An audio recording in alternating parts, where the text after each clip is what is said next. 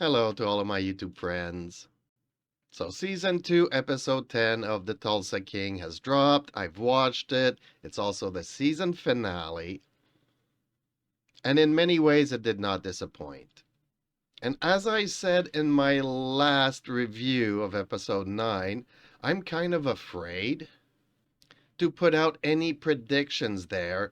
And again, I kind of glimpsed that, Chicky might be the setup for the next season.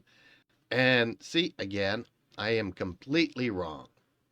And I think that's the one thing I like the most about this series is the fact that you kind of know where it's going, but you don't.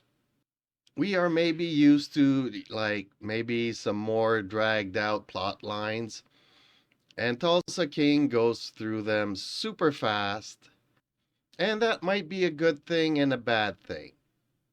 In this episode, we see that Carl Threshner is kind of put aside here. His storyline has already come to pretty much an end.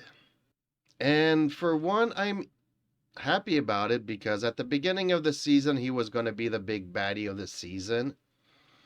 And I found that his storyline, his dialogue, his role, the scenes that he was implicated in kind of felt like, okay, this dude doesn't really belong in this series.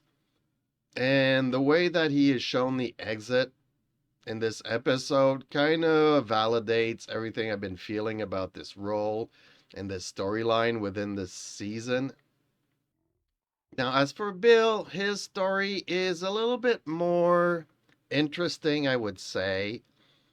And in many ways, his role is actually also pretty pivotal in the sense that it is very important to this season overall. And I'll come back to him in a second here. It is kind of a good mix between him and Sylvester, whereas Chicky, all throughout the season, even after season one, I didn't exactly know what his role was in this story either.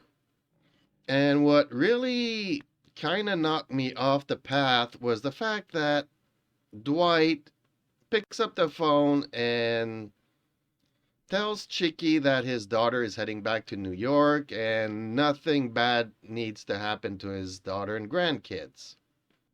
And from there, I'm like, okay, well, that means that something bad is going to happen to his daughter and grandkids.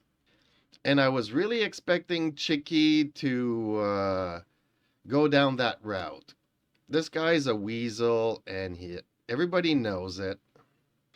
And he backstabs every single moment that he can. He doesn't care about anybody's opinion about his other than his own. He thinks that whatever he says should go. But as bad characters, as bad villains go, he did not have the richness of character building that, let's say, somebody like the Penguin has. So I didn't exactly know where they would go down and how they would set up the next season as him as a villain. Luckily, Bill kind of resolved that question for me. So essentially, Chicky is written off, and I like the way that he was dealt. He was kind of disrespecting Bill here, and yeah, Bill has the last word. And I do believe that he deserves his 50% cut. I thought he deserved it even before, but this just confirms it. So overall, I really enjoyed this season. A lot of plot twists that I was not expecting, which I really like from a series that I watch. And then there's these final scenes where Dwight is going legit, everybody's going legit, and it's a happy ever after ending. Up until the cliffhanger of the season where the government somehow gets involved.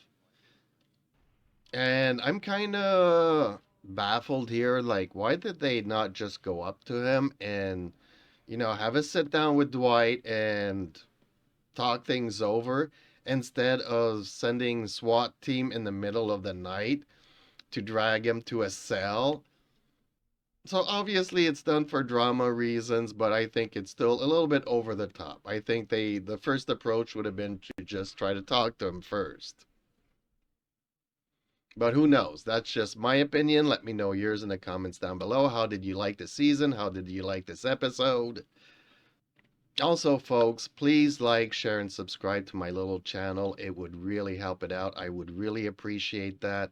Please be safe out there, and hopefully I'll see you in the next video. Bye for now.